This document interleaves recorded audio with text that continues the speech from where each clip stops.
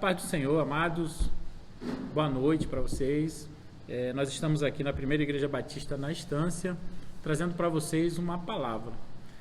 Estamos vivendo um momento ímpar na história da humanidade, onde um vírus chamado Covid-19, denominado assim pelas autoridades no mundo da medicina, tem levado a óbito milhares de pessoas, onde o número já passa de 12 mil mortos aí no globo terrestre. E essa doença também tem nos alcançado aqui no povo brasileiro. E eu gostaria de deixar um texto que se encontra aqui em Crônicas, capítulo 7, que diz acerca da conclusão da solenidade, a aliança do Senhor com Salomão. Assim Salomão acabou a casa do Senhor e a casa do rei, no versículo 11. Tudo quanto ele intentou fazer na casa do Senhor e na sua casa, prosperamente ele efetuou, e de noite apareceu o Senhor a Salomão e lhe disse: ouvi a tua oração e escolhi para mim esse lugar para casa de sacrifício. E se eu cerrar os céus de modo que não haja chuva, ou se ordenar aos gafanhotos que consumam a terra, ou se enviar a peste entre o meu povo, e se meu povo que se chama pelo meu nome se humilhar e orar, e me buscar e se converter dos seus maus caminhos, então eu ouvirei dos céus, perdoarei os seus pecados e sararei a sua terra. E estarão abertos os meus olhos e atentos os meus ouvidos à oração que se fizer nesse lugar, porque escolhi e santifiquei essa casa para que nela esteja o meu nome perpetuamente. Nela estarão fixos os meus olhos e o meu coração todos os dias. Então, amados, nós temos visto que diante de tamanha destruição de vidas, nós olhamos para dentro de nós mesmos e começamos a ponderar o que precisamos fazer. E quando ponderamos esse tipo de coisa, começamos a perceber que precisamos ser restaurados. Precisamos restaurar as nossas vidas diante do Senhor. E o que é a restauração? Restauração é uma arte de se colocar contrito nas mãos do Senhor, nas mãos de Deus, como um vaso que foi trincado, rachado ou quebrado, e de uma forma maravilhosa, o nosso Deus, ele nos restaura.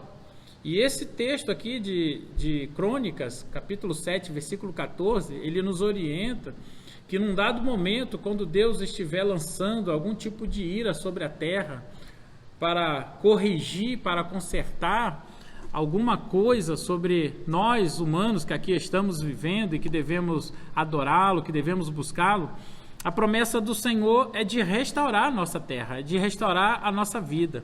Nós vamos pegar a terra aqui num sentido global, a terra mesmo, planeta, e a terra, nossa vida, o nosso coração.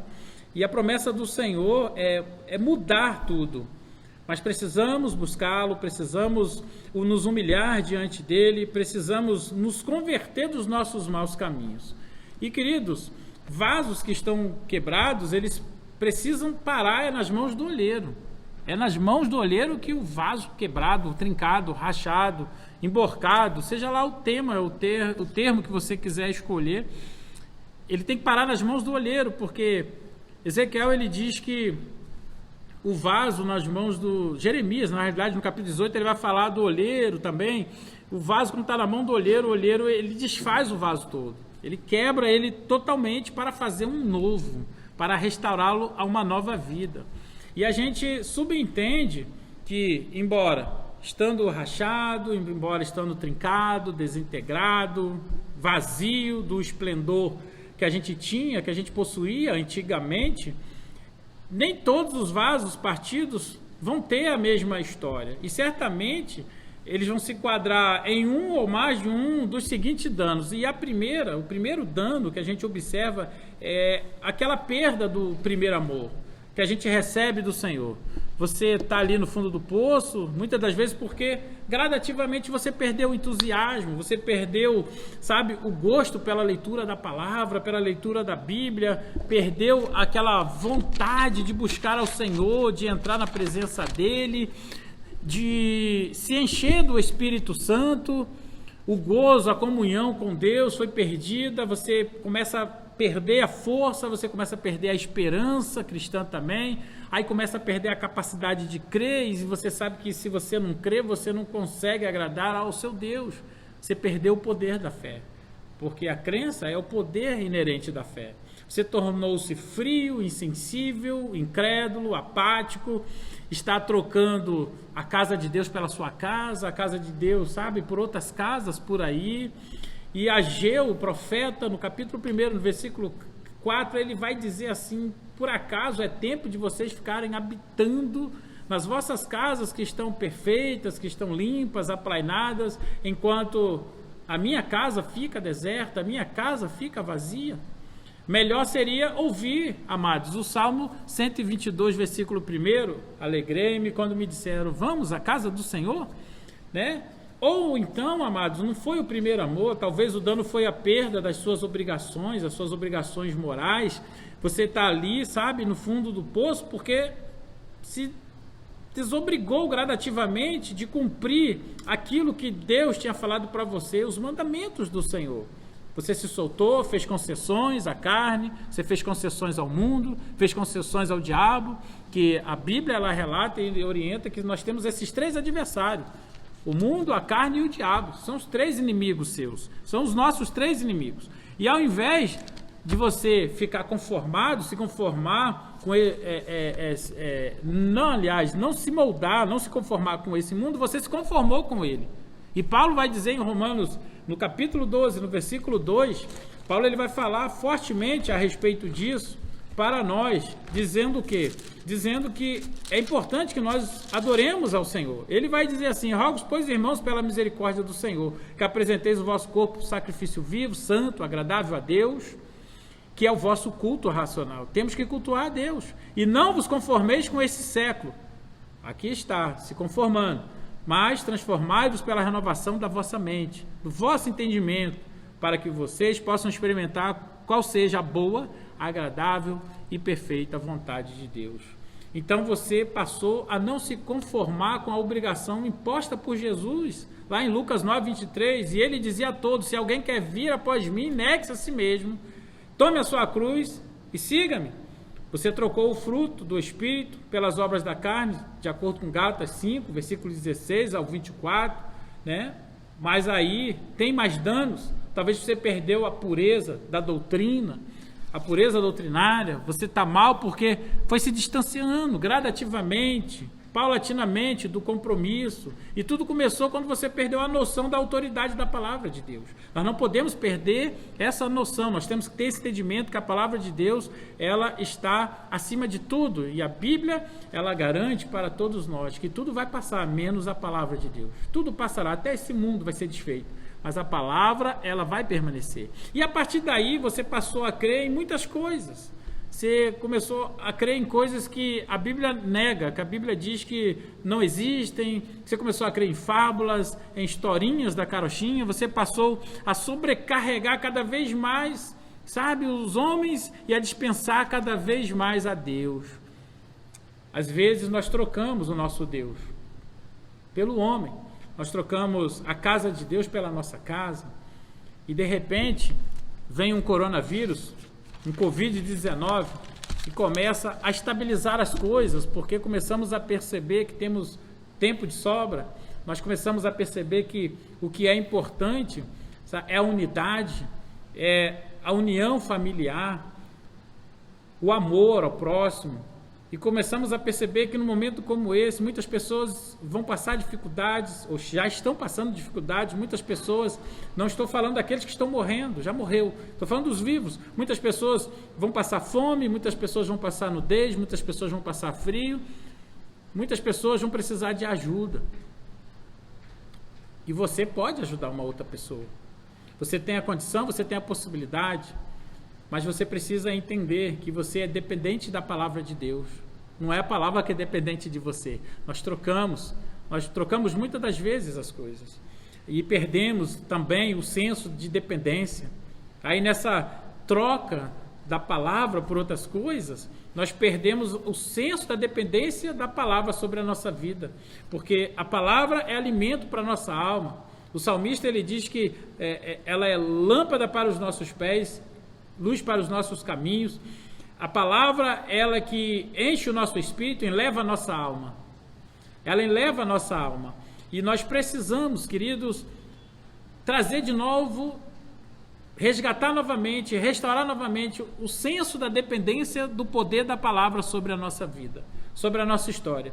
E nesses últimos dias, nós precisamos resgatar a palavra. Talvez assim como Neemias fez. Neemias era copeiro do rei, tinha uma obrigação, mas ele também, além da obrigação profissional, ele tinha obrigações morais. Ele era mordomo do Senhor, mas ele era mordomo do rei. Mas ele ficou triste porque ele ouviu falar que a casa do Senhor tinha sido destruída, as muralhas tinham sido despedaçadas e as portas também. Nós precisamos resgatar a palavra como ele fez. Ele resgatou a palavra no coração de todo o povo. E todo o povo se alegrou com a palavra. E a palavra está dizendo aqui para nós que se meu povo, que se chama pelo meu nome, se humilhar e orar, se arrepender dos seus maus caminhos, buscar a minha face, eu ouvirei do alto dos céus, perdoarei seus pecados e sararei a sua terra. Esse é o momento, amados, que precisamos resgatar o senso da dependência da palavra sobre a nossa história, sobre o Brasil, sobre a nossa vida, sobre a nossa casa, sobre a igreja do Senhor, porque a palavra, ela é poderosa. O inferno não pode contra a palavra, o diabo, ele não pode contra a palavra, você também não pode ir contra a palavra. Você tem a liberdade de fazer isso, mas as consequências, elas são desastrosas, elas são danosas e elas levam à morte, porque o salário do pecado é a morte, mas o dom gratuito de Deus é a vida eterna em Cristo Jesus.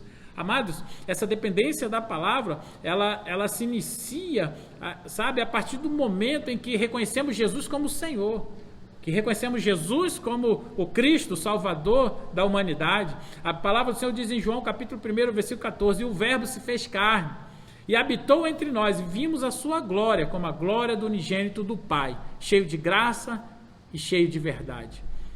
Você passou não mais a acreditar que não precisa mais da graça de Deus, porque não depende mais da palavra, do poder de Deus, da presença de Deus. Você pode tudo, você dá conta de tudo, você está sempre certo e a última palavra é a sua. Quem sabe você se encontra nesse grupo de pessoas. Você não é a vara, mas você já é a própria videira. Você não é mais ramo. João, no capítulo 15, versículo 1, ele diz, Jesus, eu sou a videira verdadeira. E o meu pai, ele é o lavrador, o viticultor. Você trocou a plenitude de Deus pela plenitude do próprio eu. E a plenitude do eu, ela se alarga, ela se alastra e ela te domina. E estes são alguns danos que podem te afetar ao ponto de te deixar necessitado de uma restauração, meus queridos. Nós estamos vivendo um tempo em que a igreja do Senhor precisa ser restaurada. Em muitos desses países que a contaminação do Covid-19 chegou assim alarmantemente, matando milhares, queridos, são países que a igreja fechou suas portas. Os protestantes deixaram de protestar, deixaram de buscar ao Senhor, sabe? Começaram a adorar o eu, começaram a adorar a Satanás, o Deus desse século. Mas você está aqui ouvindo uma palavra de verdade, uma palavra de vida. E nós estamos aqui no meio desse tempo, um tempo ruim, um tempo cruel, um tempo mau, como nós falamos e como a Bíblia chama, o tempo mau chegou. Ele veio sobre toda a humanidade, ele veio sobre você, ele veio sobre mim. E o que é que você vai fazer? O que faremos nós? Nós precisamos buscar essa restauração. E eu quero dizer para você que o restaurador, ele é capaz de fazer qualquer coisa. Ele restaura qualquer um. Não importa o tamanho do estrago, nem as diferentes áreas em que se deram os estragos. Deus pode fazer, meu amado, uma restauração física, uma restauração emocional, uma restauração espiritual completa em você, em mim, na casa dele, no planeta Terra. Precisamos buscar ao Senhor e levar a todos a entender que depender da palavra é o melhor negócio. Depender de Jesus é o melhor negócio. E num momento como esse, ainda que a morte ela chegue às suas portas, ainda que ela venha, entenda que a sua vida está nas mãos do Senhor que fez os céus e a terra, e Ele vai cuidar de você e de mim. Eu gostaria de agradecer a sua presença aqui nessa noite, ouvindo esta palavra, uma palavra simples, uma palavra humilde, mas uma palavra de restauração e poder para a tua vida. Estamos ouvindo muitas coisas, né? Pessoas falando do Apocalipse e tudo, mas eu quero dizer para você, ainda não é esse momento, mas Deus está dando um alerta para a sua igreja. Buscai ao Senhor enquanto se pode achar, invocai-o enquanto está perto. Que Deus abençoe você e toda a sua casa. Amém.